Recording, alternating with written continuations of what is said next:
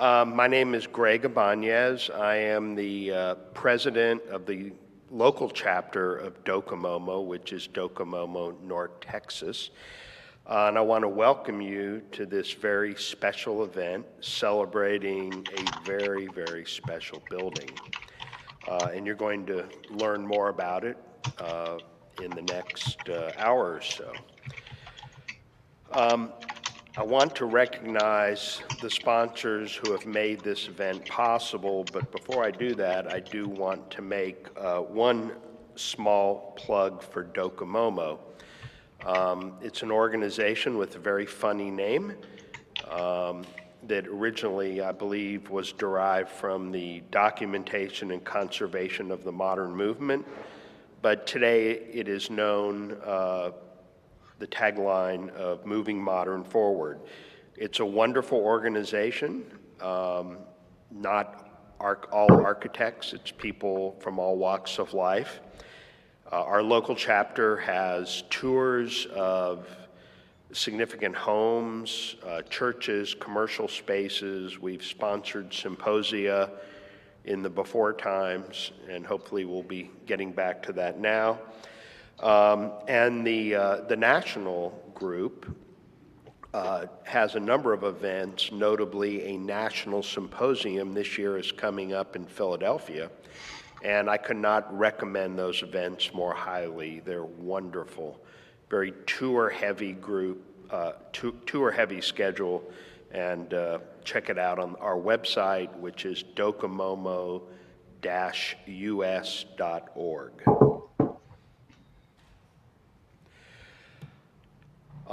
The sponsors, aside from Docomomo, that have made today possible include Historic Mesquite Incorporated,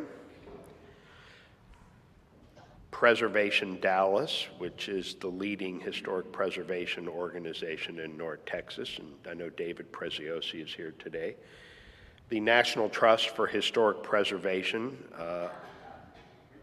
a very vital group that helps preserve important built structures of our national history. Partners for Sacred Places, you'll learn more about them in a few minutes, another group that's dedicated to saving historic worship spaces like this one. AI Dallas and ADEX, the Architecture Design Exchange, aside from representing the American Institute of Architects locally, it's a very important advocacy and educational organization based in downtown Dallas. So with that, I'd like to represent our host, in the truest sense here, Reverend Jeffrey Moore.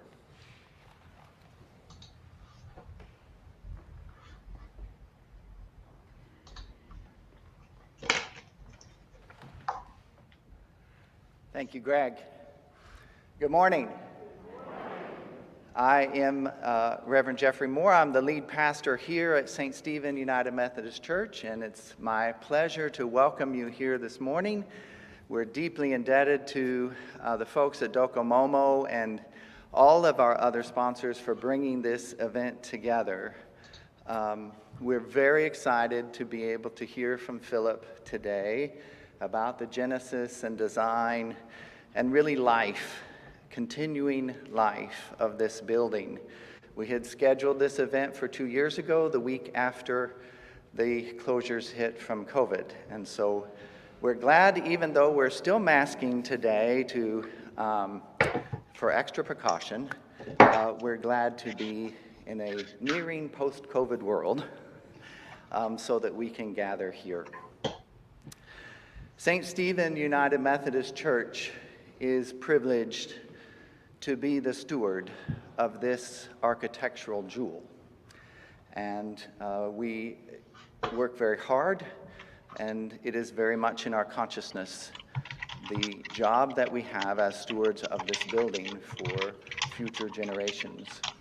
You'll hear more about that later in the presentation. As part of our work, we were honored last fall to be awarded a National Fund grant from the National Fund program, which is co-administered by Partners for Sacred Places, and the National Trust for Historic Preservation. This is a robust program that I won't tell you all about because Catherine Lyle is going to introduce it to you, but we're honored to be a part of the 2022 cohort, and we're excited about the work that it's going to make possible here. So I'd like to introduce to you Reverend Catherine Glaze Lyle. She is the chair of the Board of Directors for Partners for Sacred Places.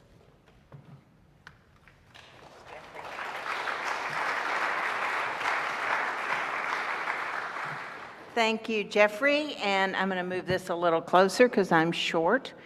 And I have my own stool that I carry from church to put behind pulpits so I can get up to a level where I can be seen and heard.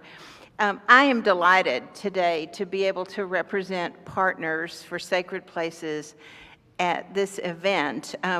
Partners is a group that cares deeply about architectural work and the cultural value of sacred places like St. Stephen.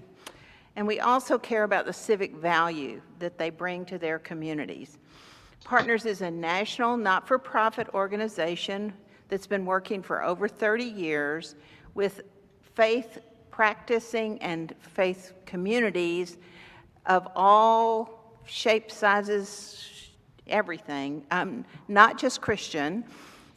We work with anybody who wants to make the most of their sacred space as a civic asset. It's interesting, our research has shown that over almost 90% of those served by outreach programs hosted by churches are not members of the church, and they produce great economic benefit to their neighborhoods.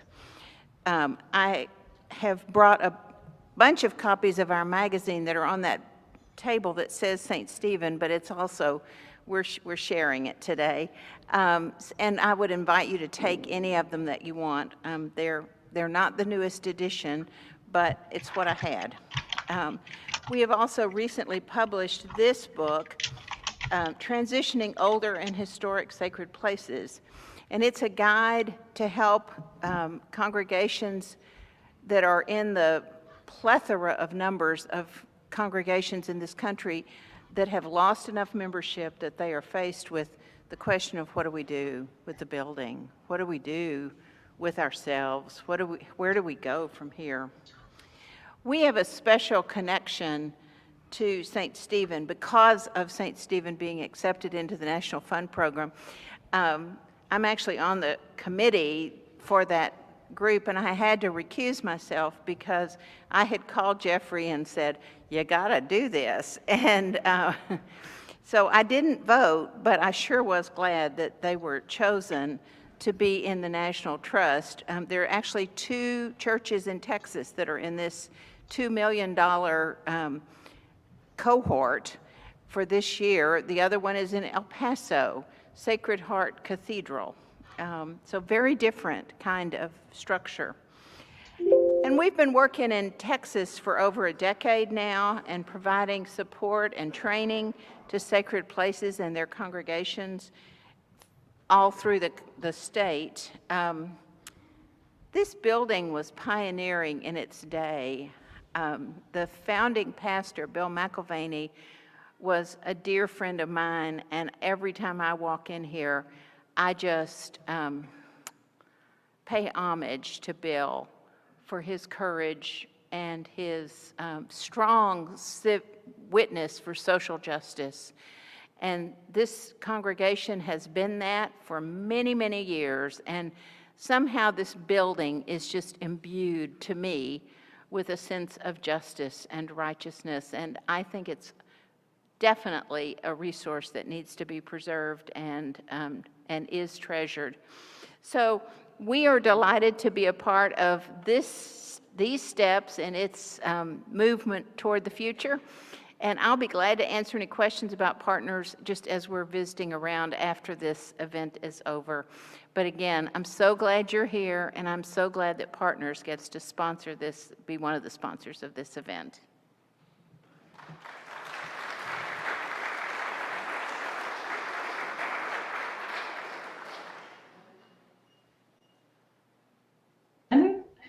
My name is Jennifer Sandy, and I'm a field director for the National Trust for Historic Preservation. Good morning, everyone. My name is Jennifer Sandy, and I'm a field director for the National Trust for Historic Preservation. For anyone who's not familiar with us, the National Trust for Historic Preservation has led the movement to save America's historic places for over 70 years. We are a privately funded nonprofit organization that works to save America's historic sites, tell the full American story, build stronger communities, and invest in preservation's future. And we're so proud to work with Catherine and the staff of Partners for Sacred Places to support St. Stephen and other community-serving congregations across the country through the National Fund for Sacred Places that Jeffrey and Catherine have just mentioned. And we're also delighted to be a co-sponsor for today's event, along with the other great organizations represented here today. It's really an honor to be to be a partner on this project, and we're looking forward to learning more about this remarkable place. Thank you all.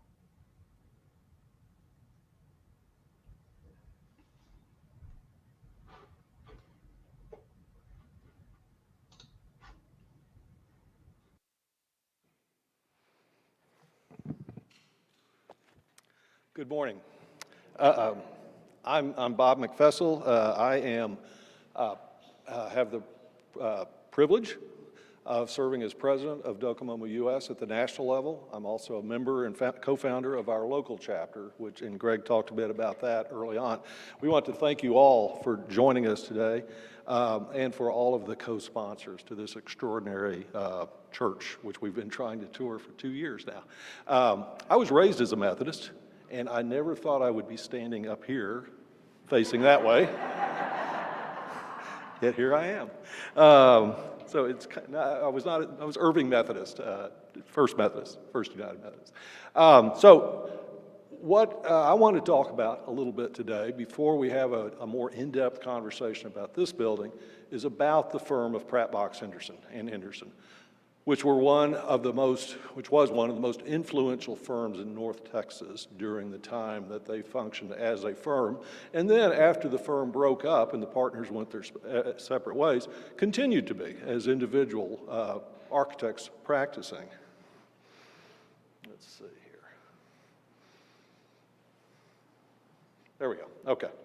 So I'm going to go quickly through this. This is not going to be an exhaustive overview of Pratt, Henderson's career or their contributions to North Texas or to Texas, but a quick 10, 15-minute ride through what they have accomplished and how important they were. I'm going to not talk much about this church at all. We're going to save that for the next conversation. They were founded in the late 50s. Here are the three partners, and let's see here. Great. And zooming in on them, that is James Pratt on the left, who passed away in 2018, unfortunately. Hal Box in the middle, who passed away in 2011. And of course, Philip Henderson, and he'll be talking to us later today, and he is here. But the three partners. Now, I have to confess that when I graduated from college in 1979, I actually applied to Pratt Henderson for a job and couldn't even get an interview. So, but my good Methodist upbringing told me not to carry a grudge, and I don't, mostly. Philip. But I admired them when I was in college, and I've admired them ever since. And I fortunately got to know each of these gentlemen individually and as a firm. James Pratt, of course, was a leader in urban design in Dallas. They were all active in the AIA. We worked together on many things, including the plan for the Trinity. Hal Box was dean of UT Arlington at the time I was there, and I actually remember watching him dancing in the middle of Cooper Street to the Nitty Gritty Dirt Band during a university street fair, and I thought, this is cool. I want to be an architect like him. And then Philip, you're going to learn more, and you will learn what a wonderful architect and person Philip is today. So I'm going to skip past that. This is this church. This is all I'm going to say about it. It was one of their first buildings as a firm, one of their first major buildings, so it's iconic. It was done in 1962.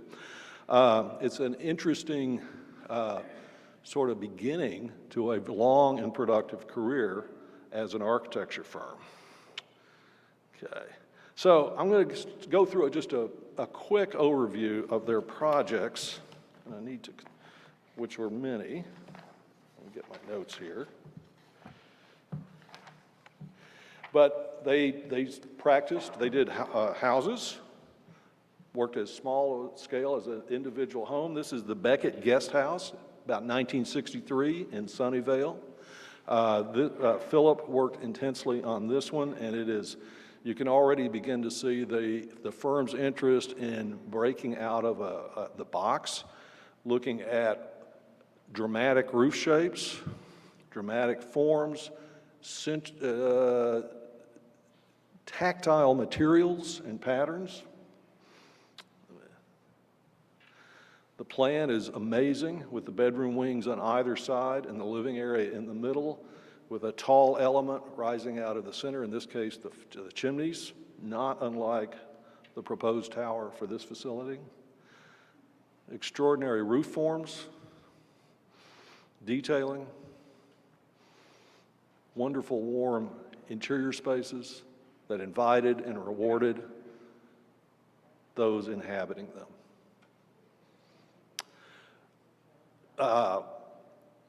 This is the Great Hall of the Apparel Mart, very iconic. I think my prom was held in this when I was a senior. In fact, I know it was. I remember it now. In 1971. This has also been featured in many films, including Logan's Run, but it is a wonderful fluid space, and you can begin to see the firm's interest in the curvilinear forms, in the alternative plans, in the sculptural shapes that were begun in this church we're in today. They worked at an extremely tall scale. This was a plan that was mostly driven by Hal Box, I am told, for a tall tower in downtown Dallas. This was near the convention center at Griffin Square, where the convention center is today, and for the moment, it may be moving. It had hotel, office, and residential units in it, and then a entertainment venue at the very top inside the glass cylinder. Excuse me, very innovative. It's sort of too bad this was never realized. For many of you who have been around Dallas for a while, or North Texas, you will recognize this as the Quadrangle in the Oak Lawn area of Dallas, perhaps one of the finest shopping centers ever designed. Very much influenced by the firm's interest in tactile materials, proportion. There's a strong Santa Fe influence on this, which you also see in this building. The intimacy of the interior spaces, the relationship between the interior and the exterior are all things that were continuations of this early example of St. Stephen United Methodist Church. Sadly, it has been seriously renovated. I use that term loosely.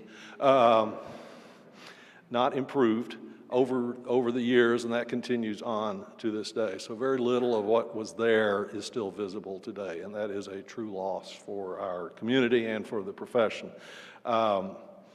But for those of us that had many fond memories of that, and actually the AIA used to have its offices there for a number of years, and I remember many enjoyable events in those courtyards, such as this.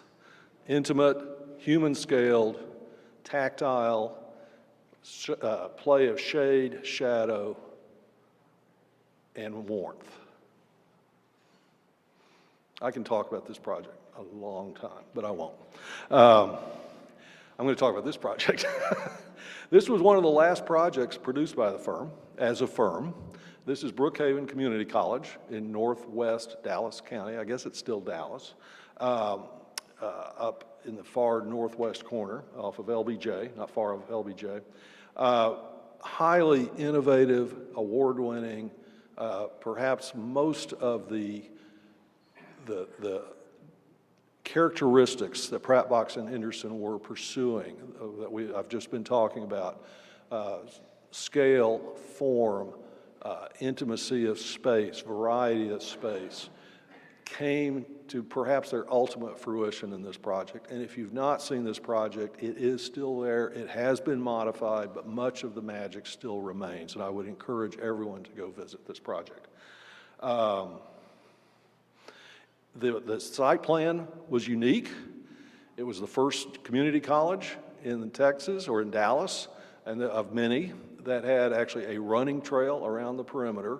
The parking was laid out so that it was alternated between a sports field, soccer, baseball, whatever, football, and parking. So it was not the normal model of a building surrounded by a sea of parking, but it was green space, parking, green space, parking, green space. And Philip was telling me just before we started today that that was his idea, good idea, and that the intent was that as you approached these buildings, which are iconic on the Texas horizon, you're not looking across a sea of cars, you're looking across a green space to these buildings. Now, unfortunately, some of those sports facilities have been converted to parking. Time marches on, but nevertheless, I encourage everyone to go see it. This is one of the early massing models of that. That is right after construction was complete. Again, I find this common thread in Pratt, Box, Henderson's work of this tall icon in the middle of a form of lower structures. I presume that was on purpose.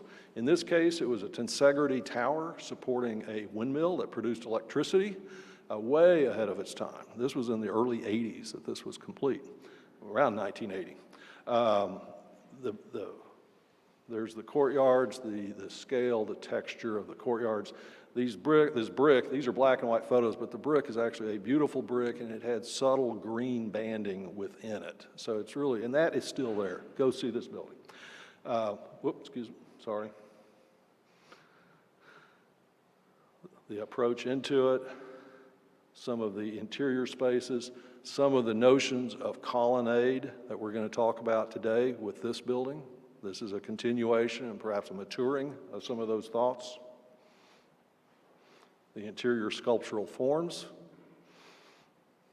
So in closing, I'm going to talk a little bit about the urban design contribution. So we've gone from a house to a shopping center to a community college, but Pratt, Box, Henderson was also known for their contribution to thinking about urban design and planning in North Texas. And this is at a time when there wasn't much thinking about urban design and planning in Texas. So they were truly pioneers, and they were truly on the front edge, leading edge of this. So this, on the left of this photograph, you see what was then the Teitsch-Gettinger building, now the Dallas University Center, I forget the exact name. We're standing, this shot is taken just above City Hall, which is now the University of North Texas Law School, which got its accreditation this week. Full accreditation. On the right is the Statler Hilton, which has been renovated. So this is Main Street Gardens, for those of you that know downtown Dallas. And today, a beautiful park that has been there, I don't know, 6 or 8 years, perhaps, maybe a little longer. But this was done these concepts were done far beyond that. And Pratt, Box, Henderson wanted to show that it was possible and feasible and desirable to build a great park in the heart of downtown. This was a radical idea for its day, and of course now we accept it as like, well, that's a really good idea. Well, it used to not necessarily be thought that way. So this is now today a park, but they were looking 30 years ago at how this could become a park and what it would do to Dallas. Now that's the Statler Hilton in the background. This scheme actually had underground parking, which would have been great. That did not happen, but there are some of their early studies and study models. They also did a lot of master planning, and this is an early sketch of planning for Fair Park. They were intimately involved with this. This is a broader view that looked at Fair Park, and this is rotated, where Fair Park's at the top in that green space there. Downtown is in the yellow, and how Fair Park could interrelate with downtown and not be this remote thing that's over there that we still struggle with today, trying to integrate Fair Park into the lifeblood of Dallas. They were advocating for that far before anyone else was. They did a number of master plans for Fair Park. They proposed that, and this was actually proposed as a stadium to keep the Cowboys from moving to Irving. Now, I told Philip before, I grew up in Irving, and we thought that was a pretty good idea. Now, as a Dallasite, having lived almost my entire life in Dallas, what a terrible idea, and how great this would have been. This was one of the more mature plans for Fair Park that they prepared, and if you look on the upper right and to the right, you will see a series of green spaces that was really the Midway and the museums all united into a continuous urban park, really turning Fair Park into a park. And fortunately, after many years, this is starting to happen with Fair Park. But Pratt, and Henderson were advocating for this decades before it came to reality. And much of their work laid the groundwork for what we will see today. This was the Skyride project that Philip designed that was at Fair Park.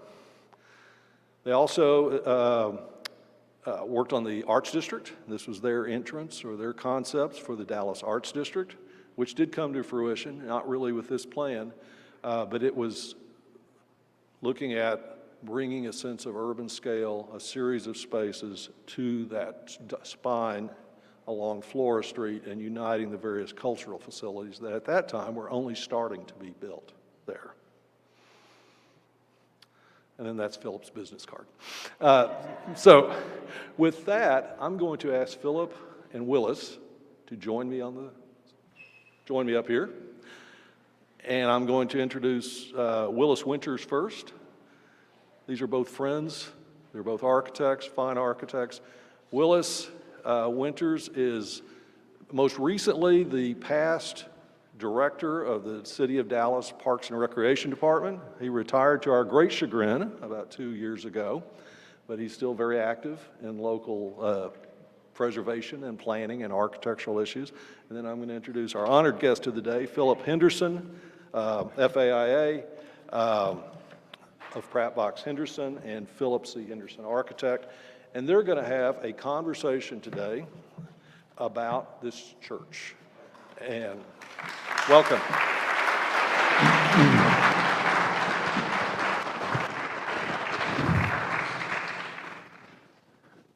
All right.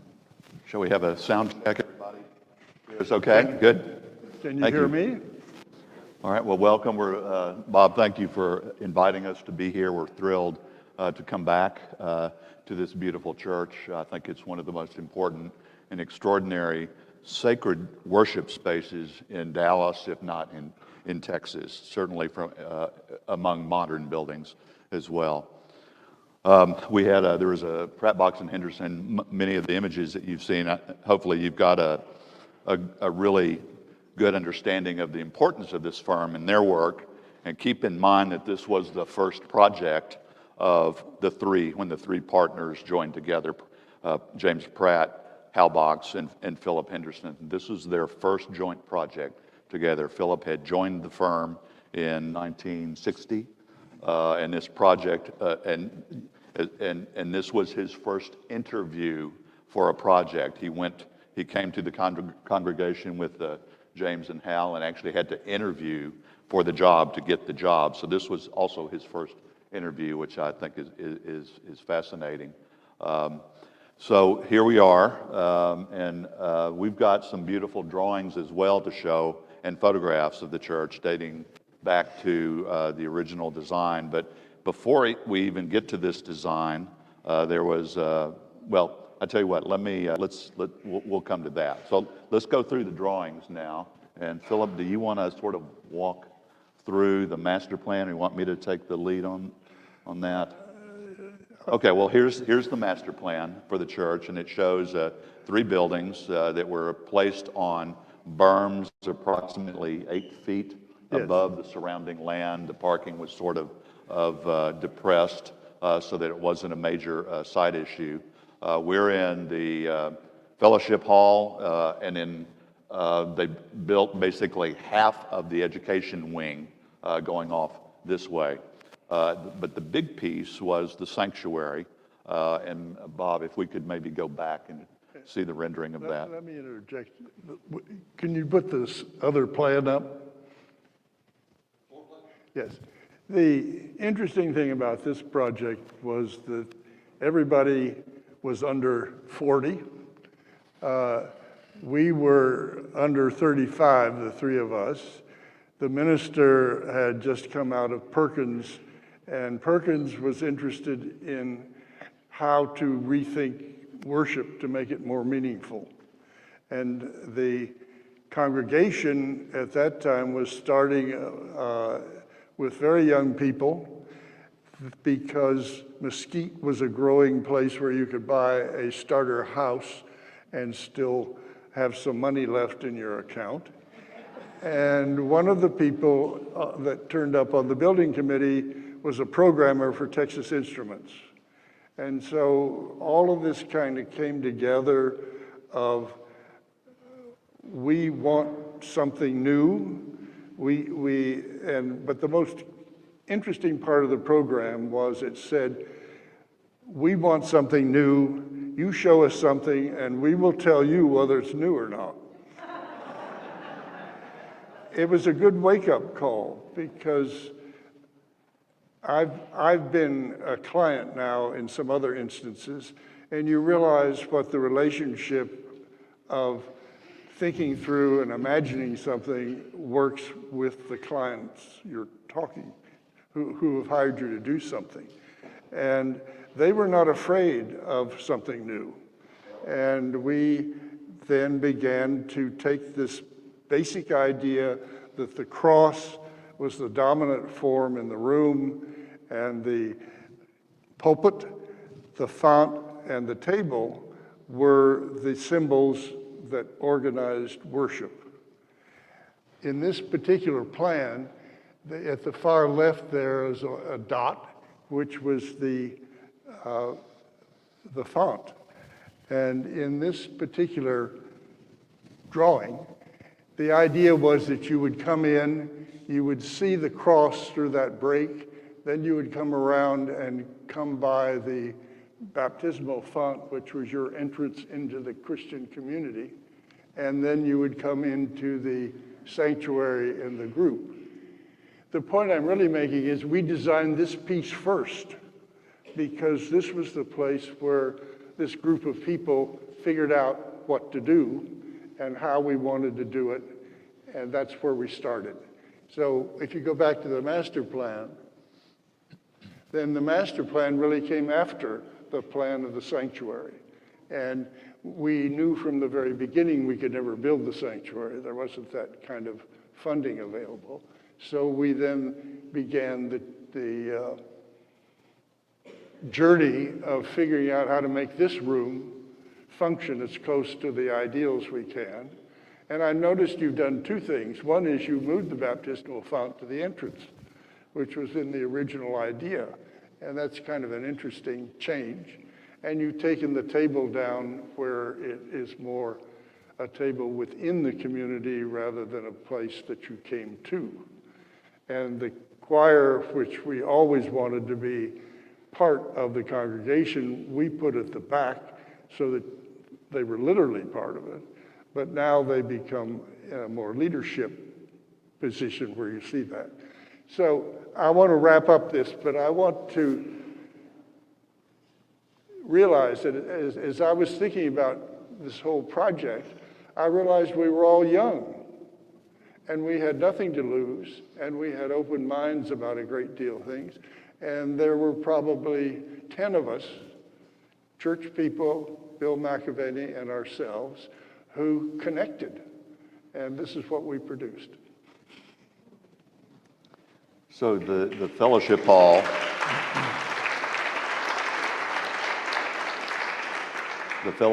that we're in today, now your sanctuary, was the first phase of this master plan. And as the temporary sanctuary, I think the desire was that it embody as much of the character of the future sanctuary as possible, to reflect the church traditions in a contemporary architectural form. And I think they've achieved that. I wanted to, let's talk about maybe the inspiration of this design, Philip, and it goes back to a prior project that had been built in Ronchamp, France. I noticed that there are photographs pasted on the bulletin board in the central hall here, so as you go on the tour, take a look at that. We don't have images to show you. It was a church designed by Le Corbusier, one of the great architects of the 20th century in the modern movement. Notre Dame de Haute was the name of the chapel, and I think the origin of the forms here sort of were inspired by the fluidness of Ronchamp. Is that? Well, there's no doubt Ronchamp was important to all three of us, and Bill McAvaney as well. Bill had a Sunday school class, but while they were in the process of figuring out what to do, they were meeting in a school gymnasium. You were meeting in a school gymnasium. And he I guess he confided in us that he had not shown the class Ronchamp because he thought it was too far out. And we wondered about that too, so we showed them this A-frame design, which they said was too traditional. So our thinking then sort of swung to how could we come up with something that was more unique. And I think the other plan, if you'll put that back up, shows that we came up with these very fluid forms. It wasn't something that happened instantly. There was a good deal of dialogue among the leadership of how to create a space that was more inviting, but also had a sense of inclusiveness. Sitting at the back of the room while the other parts of the program were starting, I think one of the things that we really succeeded with was there are no corners, and every place you look, you're brought back into the space of the community. And so we were after that, and that led to the archolithics. While we're looking at the plan, and for those of you this is the first time you've seen this church, the hallway, the enclosed hallway out here was originally an exterior arcade. Yes. As it wrapped around the building. And so looking at the plan, flowing in from the parking lot in the upper right, just underneath the dark wall, you would turn right and come in to the arcade here and into the fellowship hall, or turn left and follow the arcade. And it's interesting, the circulation pattern, I think, is very significant here. Philip, if you could talk a little bit about that in the master plan. Well, we wanted to have the experience start when you closed your car door. That's when you arrived at the church. And we didn't like the idea of going around to the front door. We liked the idea of coming in.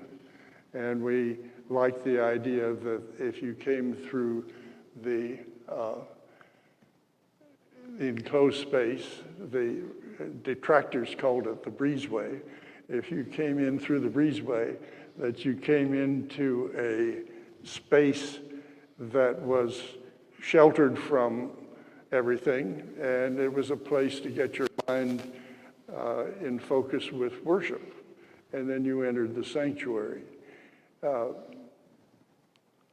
There were two professors at Perkins that were very interested in all this, and they came down to our office to see how we were coming along. And they looked at the master plan, and they said the parking lot was Egypt, the breezeway was the Red Sea, the courtyard was the Promised Land, and the sanctuary was your dedication to the deity that you had arrived at the Promised Land. The three of us had no possible idea that that's what we were doing. But it was very interesting because on the one hand, an architect seeks to come up with forms that people can read into those forms what means something to them. And all of those overlap with each other. So to have a biblical description of what the three of us thought was what a progression was necessary to get you into a frame of mind to worship was a great compliment, a very great compliment. So we had that kind of feel. So I want to emphasize again the inspiration. One of the inspirations was perhaps Ron Schomp, which was completed 5 years before this project was undertaken in 1960. But I also want to emphasize that there's absolutely, I think Bob and Greg and other architects will agree, there's no precedent for a church design like this certainly not in Dallas, not in Texas, maybe in the United States. Absolutely no precedent. That's how important this building is. But there was another influence, Philip, that you mentioned to me a couple of days ago, a more local reference. Why don't you talk about that? well, first of all, let me just say, it's a great honor to have my friend say this about us. But it wasn't just the three of us. It was the 10 or 15 people together. We could never have done this if we didn't have a client who said, that's not right yet. You know, you need to fix this piece. And we kept fixing it until we got this. And that's an important part of it. But once we got the idea, we had to figure out how to build it and build it very economically. And some contractors we knew of this material called archilithics, and we were able to stack a concrete block, spray it with this material, and have a structural form.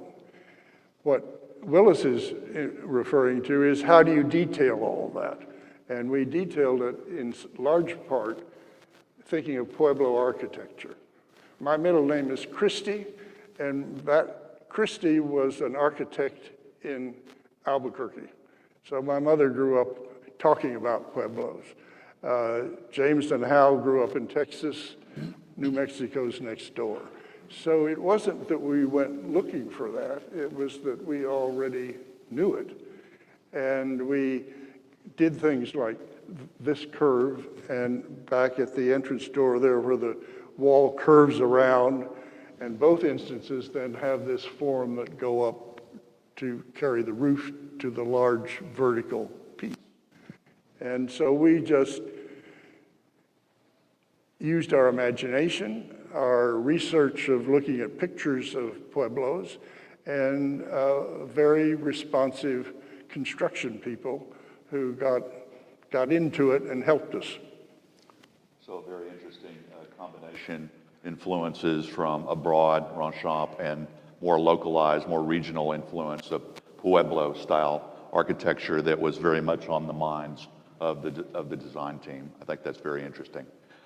Let's talk a little bit more about the technical details of this church, because I think that's one of the reasons it's so important as well. And there's a drawing that a little bit farther, Bob, that Philip actually prepared, the very technical drawing. So Philip mentioned archilithics, which was this spray-on, waterproof, fireproof material that you see on the walls here, very fluid.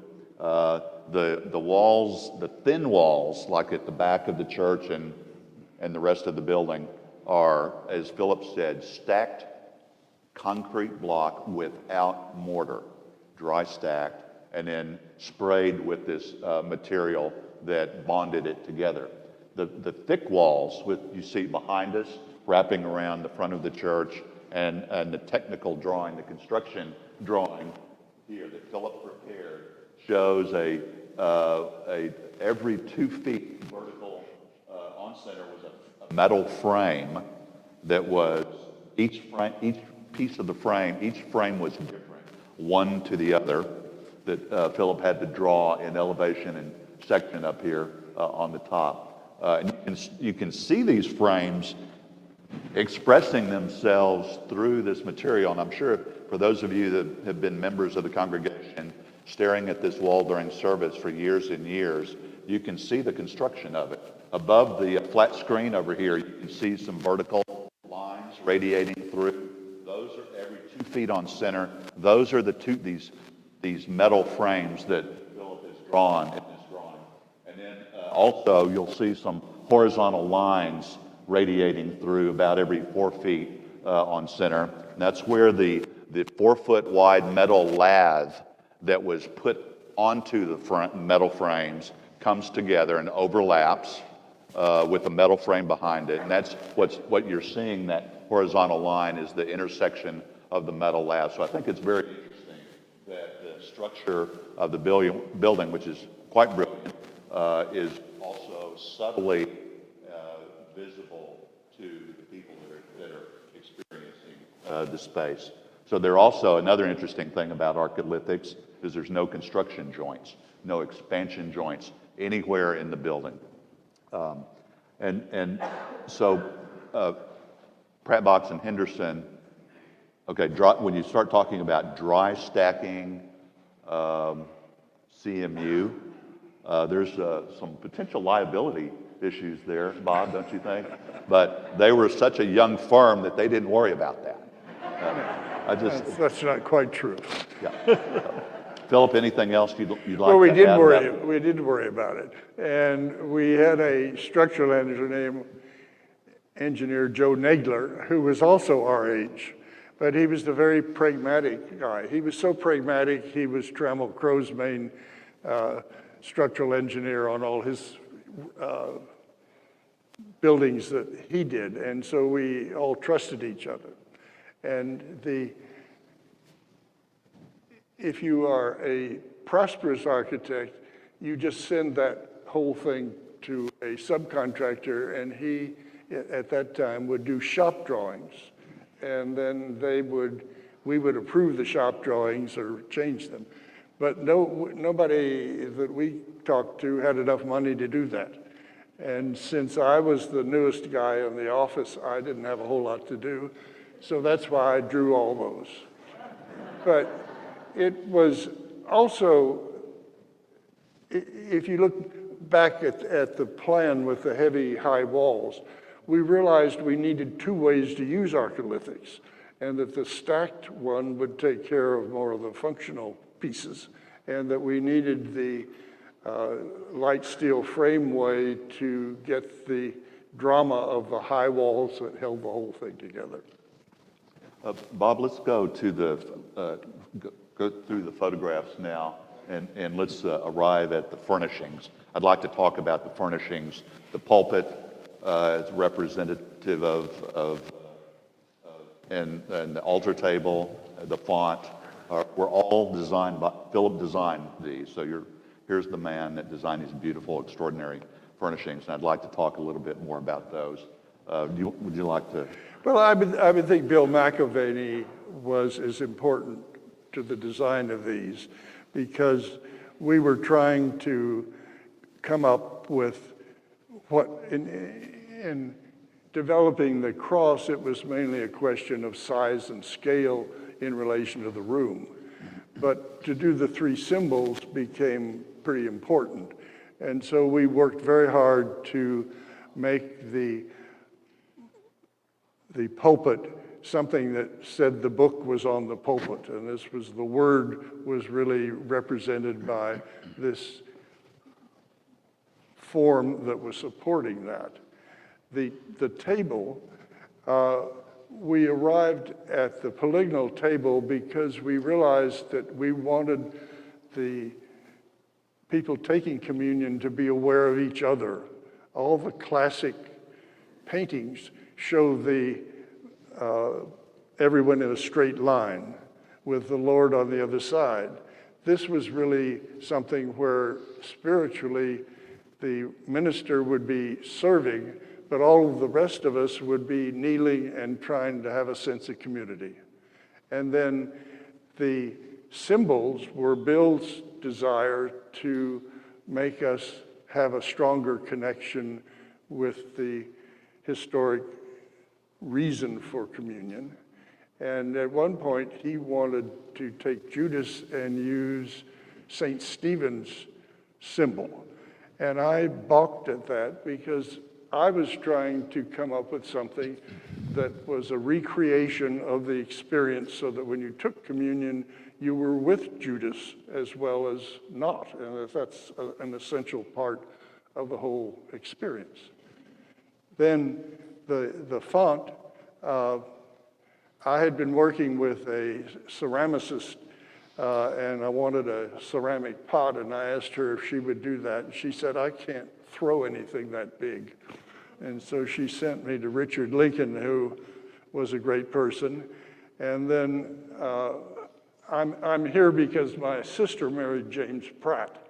And at that point, Joanne was doing jewelry, and I had her do the finial. So my only comment to the congregation is somebody needs to polish the finial. And Philip, can you talk also a little bit more about the woodworking artisan that you worked with? Well, on again, the pieces? money was the root of our success. There was a man in town named William Schieffer, and he was a great wood carver and designed all the French woodwork for new houses of people who could afford a French house. And so I took these drawings to him and said, could you make them? He said, sure.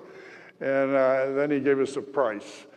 And we couldn't do that. But he was a really real gentleman. And we negotiated back and forth. And we came up with, he would do the carving of the symbols. And he suggested doing the texturing, the vertical groove texturing on solid oak. So I ended up finding a cabinet maker who would make the forms, and then we sent them to Bill Schieffer, and he did all the rest of it. I think at this point, I'd like to, Philip and I would like to invite Reverend Jeffrey Moore to join us up here, and we'll have a few closing thoughts and continue our discussion. I think, we're very interested in where this congregation, how you move forward in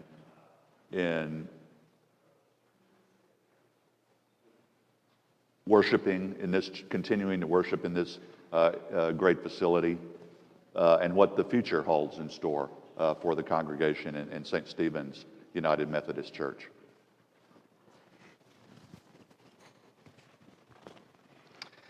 Welcome. Thank you.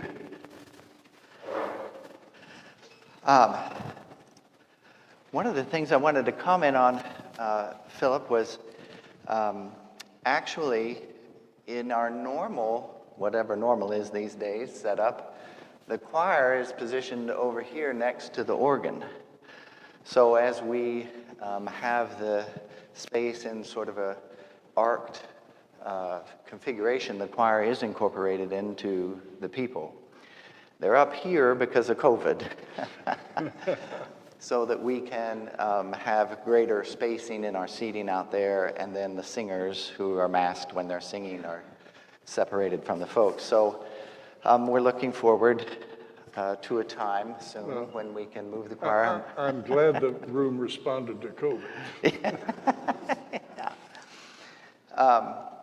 As Philip already indicated in his comments, this church was born out of, this building was born out of a theological dialogue, sometimes even unknowingly or unintended, as you said, and we certainly feel like the parking lot is Egypt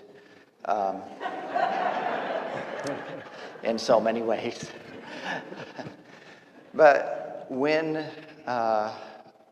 Bill McIlvaney led the congregation through a study of church architecture, the history of church architecture, and came to the question of what will our church look like, they framed that whole process by that question.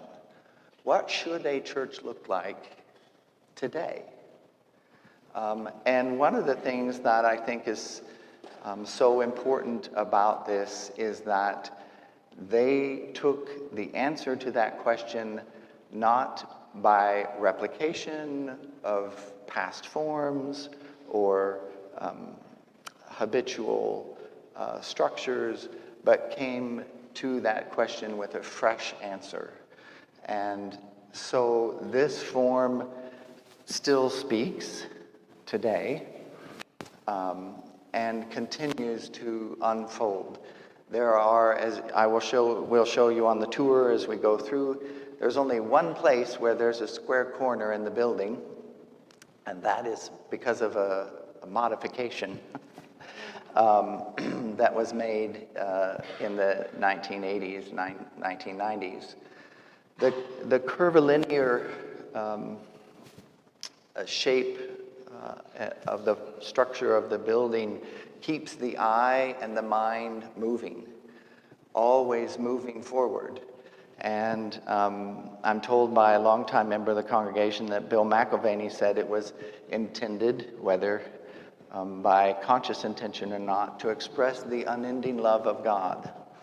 So there is an unending movement. There's no place to rest with the eye or the mind or the soul when one comes into this space.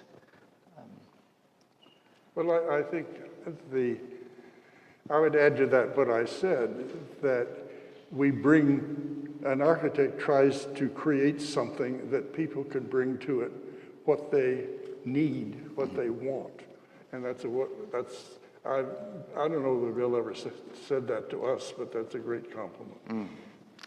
Well, as I say, either intentionally or not, it what became embodied.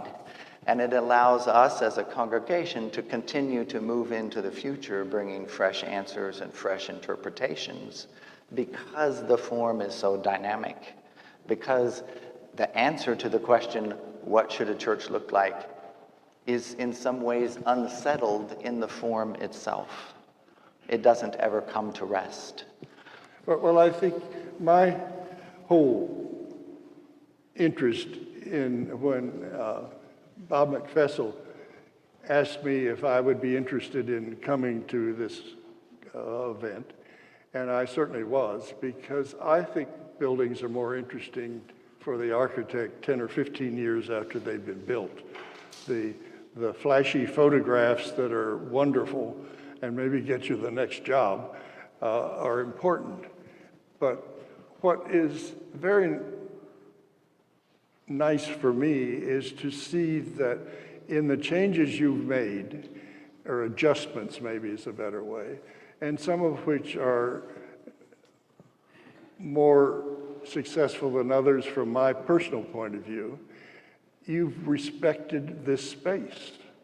And also, I think architecture is essentially space and light, but it's also function. And the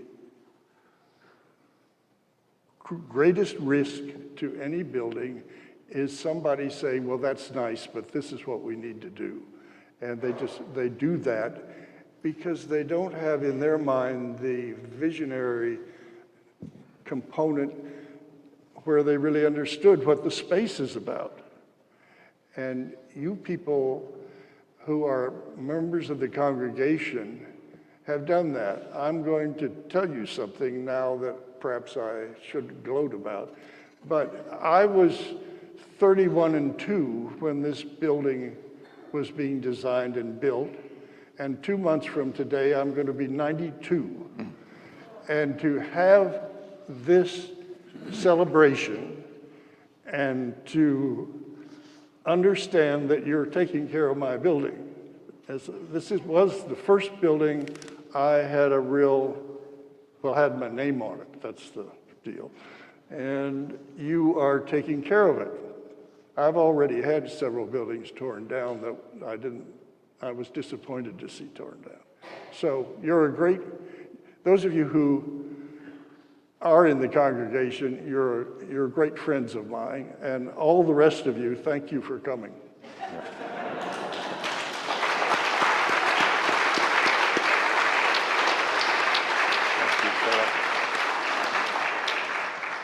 Thank you. That is high praise. We're glad to call you a friend. We haven't talked a lot about the interaction of the building with the exterior space. And one of the questions, Willis, you asked about was the future. And I think you can't really see the elevation from this photo, but as we take the tour and move around the building, you will be able to see it on plane. And one of the things that I think is remarkable about the building, from as it meets the world, we've talked a lot about this space and what it does and how it functions, but from this great tower wall, which is what this was originally known as, from that front plane of the tower wall, you will see several curves leading away from it. First, the great curve of the tower wall, and then the undulating curve of the facade down Oates, and then the low-lying curve of the education wing as it towers. All of these curves move from that tower wall out into space and lower themselves down to the ground almost in a, you see there, that curve coming off of the tower wall as the education space, lower themselves down to the ground almost in a Wrightian kind of way that literally moves the church out into the world. Again, not in a rectilinear way, not in a fixed way, but in a very dynamic way that is always pushing us then outwards into the world to go meet the needs of the world, to see what needs to be done in the world before then we come back into this sort of womb of a sanctuary to be renewed and reborn and then be pushed back out. So the building itself pulls us into the future needs of what's lying out beyond the walls. And again, whether intentional or not, it functions for us that way and is always moving us forward. Well, the wall was really developed after the sanctuary forms as the wall to lead you to the sanctuary. So we're saying the same thing. Yeah, indeed. It's extraordinary to hear that interpretation. And Philip, if I was in your shoes, I'd be enthralled with that. 60 years later, the occupants and users of this building, how they feel so strongly about it, and to hear that description of an interpretation of what it means to the outside world. It's extraordinary. Very much Appreciate so. that. And I told you earlier, Jeffrey, that I've come to this church over the years, most recently 2018 when we were getting ready for the Docomomo Symposium on Pratt, and Henderson. But even before that, as an architect and working on various projects and writings on And Dallas. church designer, you've done churches. Right, exactly. I have also designed churches, know how, what it means to do that. It's a great experience. But of all the times I've been inside this building, I feel like it's in really good hands right now at this moment in time. I can see that there's pride in the way that it's kept up, that even the way that furniture is carefully, thoughtfully placed throughout the complex. I can see that this congregation and under your leadership, Jeffrey, really holds this building very special. So on behalf of the rest of us, thank you for your stewardship of St. Stephen's United Methodist Church. And Bob, I think let's end it there and start the tour. Okay, I just like to do a couple things that were not on the agenda, but it just occurred to me. First, how many of the congregation are here? If you're a member of the congregation, well, a round of applause for this group for preserving this.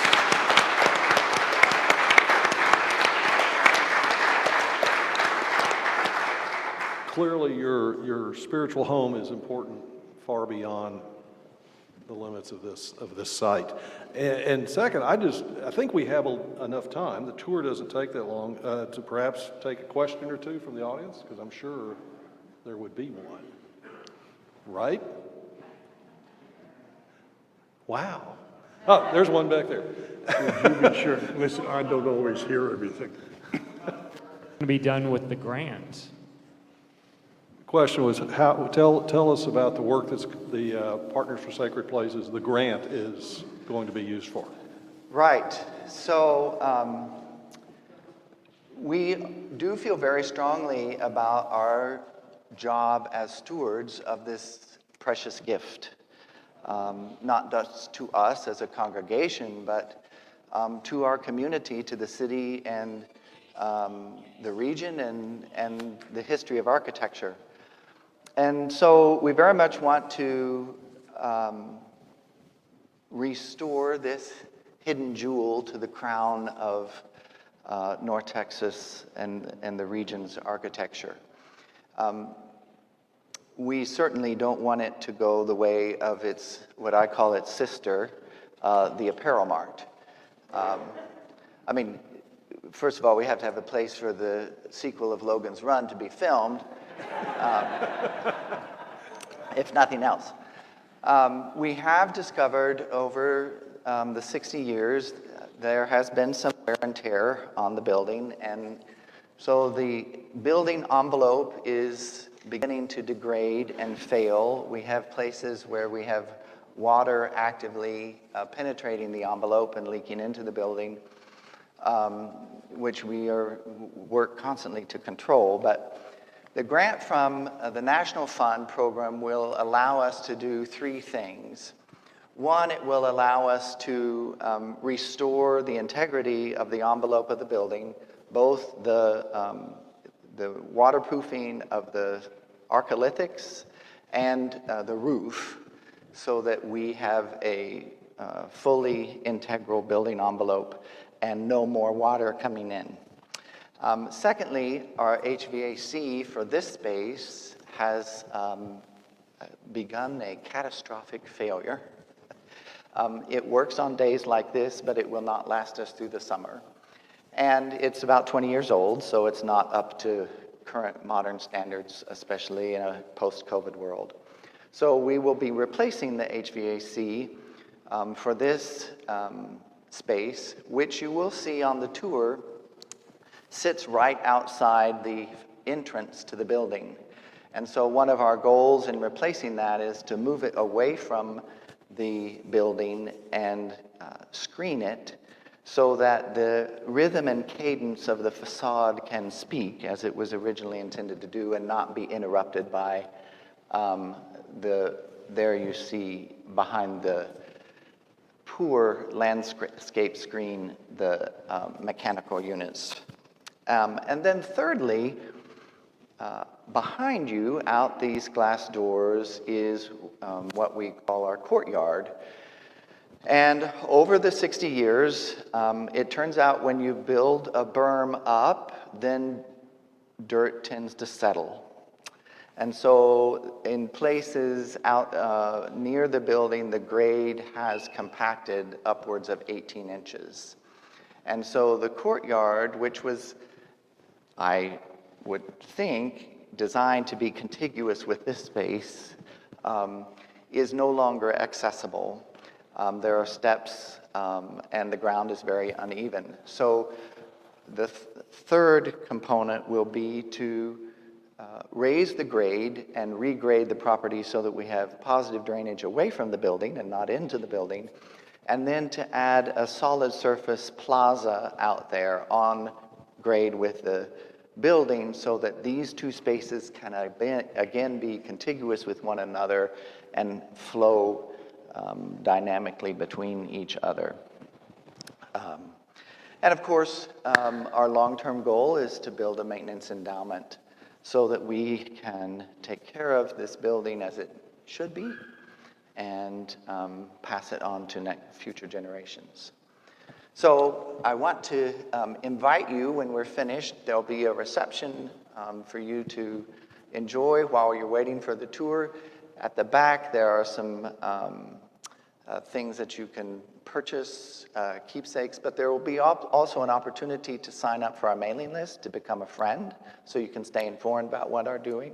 Or if you would like to get involved and make a gift to help us in our matching campaign with the National Fund, then there's an opportunity for you to give a gift.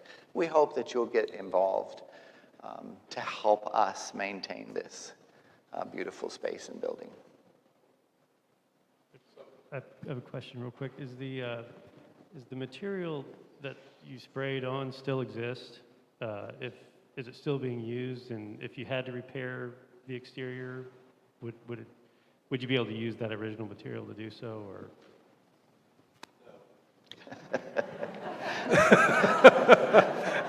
We're working with Reverend Moore in the church on, my firm is working with Reverend Moore in the church on addressing the issues that he just described. And unfortunately, the product is no longer produced. So we're going to be researching the best way to emulate it so that it is historically correct, but also restores the water tightness of the envelope. Would that were true, but. Okay, well, let's go see the church. Let's go do this. So before you go, I want to thank our sponsors, co-sponsors of this. I want to thank the church, St. Stephen United Methodist Church, Pastor Moore, and the congregation very much for hosting us today. I especially want to thank Willis Winters and in particular Philip Henderson for joining us today on this. Now, so one more round for everybody.